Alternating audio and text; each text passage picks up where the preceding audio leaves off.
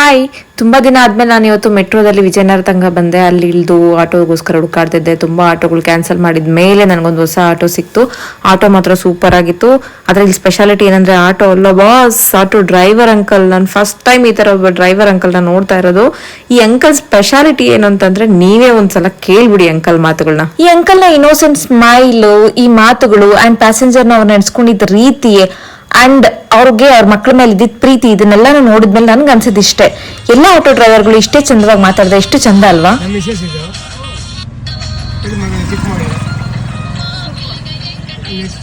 ಮೂರು ಜನನೇ ಸೇರಿ ಮಾಡ್ತಾರೆ, ಅದು ಮಾಡ್ತಾರೆ. ಇದು ದೊಡ್ಡ ಮಗಳು, ಇದು ಚಿಕ್ಕವಳು, ವಿಶೇಷ ಪಶುಪತಿ.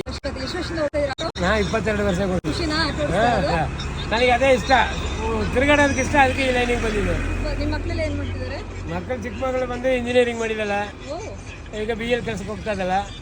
ಅವಳು YouTuber plus dancer, classical dancer, western ಮಾಡ್ತಾಳ. ದೊಡ್ಡವಳು ಆಲ್ರೌಂಡ್ ಡ್ಯಾನ್ಸರು, ಬಿ-ಬಾಯಿ, ವೆಸ್ಟರ್ನ್, ಫೋಕ್ ಎಲ್ಲ ಮಾಡ್ತಾ ಇದ್ದಾಳ. ಅವಳು B.Com ಮಾಡಿದಾಳೆ.